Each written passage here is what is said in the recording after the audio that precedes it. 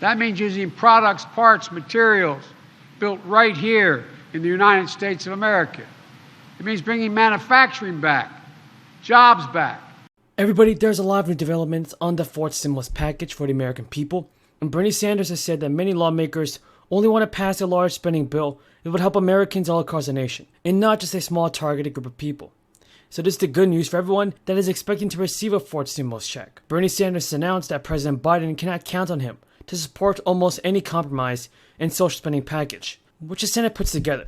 Senator Sanders emphasized that he must review the details of a proposal before deciding if he can vote for it. And many know that Senator Sanders, when asked by NBC News if President Biden can count on his vote, Sanders said absolutely not. You're going to have to look at what the so-called compromise is. So the good news is that Bernie Sanders is at least willing to negotiate on some things. Building the supply chains here at home, not outsourcing abroad so we have better jobs and lower prices here. It means betting on America's workers.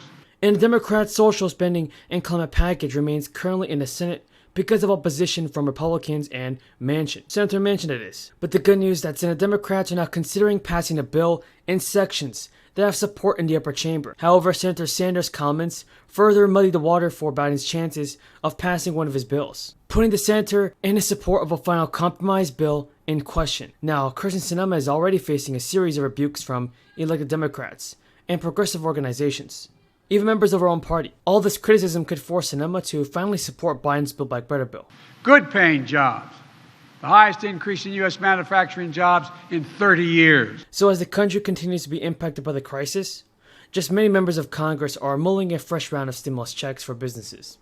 It has actually been reported that lawmakers from both Democrats and Republicans are interested in proposing bills to pump billions of dollars into the pockets of Americans. This also includes sending out more relief checks to everybody. Democratic Senator Cardin said that lawmakers are looking at how much is needed for the restaurant fund. Earlier last year, the White House opened the Restaurant Revitalization Fund for applications, with $28.6 billion from the American Rescue Plan up for grabs. A White House official told Insider News that the Biden administration is continuing to closely track the new surge of the crisis, and if things got work, lawmakers are already having plans in set for another stimulus payment.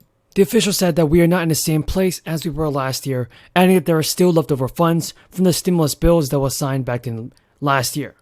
Now, any legislation will need at least 10 senators to back the bill, so it clears the Senate and reaches Biden's desk. It could also be an uphill struggle for Democrats to get the support from Senate Republicans that are wary of additional government spending. The Republican Senator Kevin Cramer of North Dakota told Insider News that he's open to a targeted relief package for restaurants, saying it's been the hardest hit sector and one of the last to recover. But for any package to get those 10 necessary Republican votes, it would have to focus on providing aid to businesses. That's according to Senator Cramer. Now, keep people working and keeping things being produced is also another priority that Republicans have. Everybody, that's all the news in this video. If you have any more questions about the fourth stimulus check, just tell me in the comments below, and I'll do my very best in answering them. And it takes the federal government that doesn't just give lip service to buying America, but actually takes action.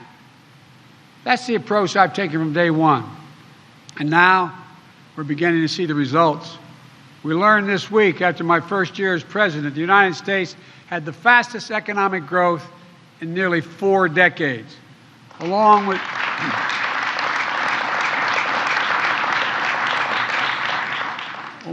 the greatest year of job growth in American history, 6.4 million jobs created in 1 year. And instead of losing manufacturing jobs, since I've been in office, America has actually added an additional 367,000 manufacturing jobs in America. He came to announce a new $20 billion semiconductor campus outside of Columbus, Ohio. That's going to create 10,000 jobs, 7,000 constructing the facility, and 3,000 permanent jobs. And by the way, I was joking. I said, I may need a job. He said, well, it's not bad. The average salary is $135,000 a year. Folks, and the key is these jobs are manufacturing essential products, stamped made in America.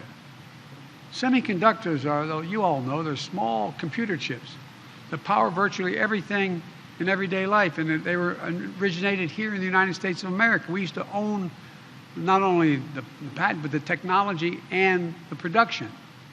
Your phone, your car, your refrigerator, your washing machine, hospital equipment, the internet, the electric grid, and so much more depend on these chips. So this is going to create thousands of additional jobs, helping build more American products. For example, you know, inflation is a problem, which I'll speak to in a second. It's real. And a lot of people are being hurt by it. But guess what? 1/3 of the inflation in America is a consequence of the cost of automobiles. 1/3. You know why? Because of the shortage of semiconductors.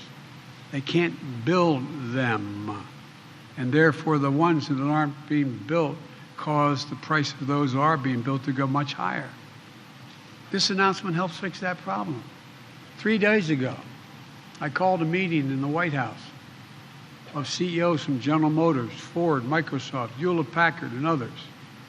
Mary Barra, General Motors CEO, announced in the White House an initial $7 billion investment in Michigan to manufacture electric vehicles, creating 4,000 new quality jobs. That's on top of the announcement made by CEO of Ford, Jim Farley, last year, investing $11 billion in electric vehicles, creating 11,000 new jobs. And today, right here in Western Pennsylvania, the Union Pacific Railroad is announcing the largest purchase of American-made battery electric locomotives in all of history. And by the way, guess who's supplying those batteries? General Motors. Folks, I want to tell you, it matters. It matters a lot. The company who will build these locomotives is called Wabtec. W-A-B in their name is because they grew out of the old Westinghouse air brake company, a classic Pittsburgh manufacturer. Wabtec is based here in Pittsburgh. But Pittsburgh also knows the consequences when we ignore the backbone and fail to invest in ourselves, fail to invest in our people. Some of you have been around long enough to remember how this city lost 100,000 steel jobs between 1970 and 1990. I was raised when I moved from Scranton. My dad didn't have any work, and we moved to Claymont, Delaware. Used to be an outfit called Worth Steel. There were over 6,000 steel. The town was a company town. There's not a single steel worker there now. And by the 1980s, more than 3/4 of Pittsburgh's steel capacity had been shuttered. You or your parents remember what you felt like in your neighborhood. It didn't feel good. The painful ripple effect it had. Jobs lost, families ripped apart. So you know that to build a truly strong economy, we need a future that's made in America.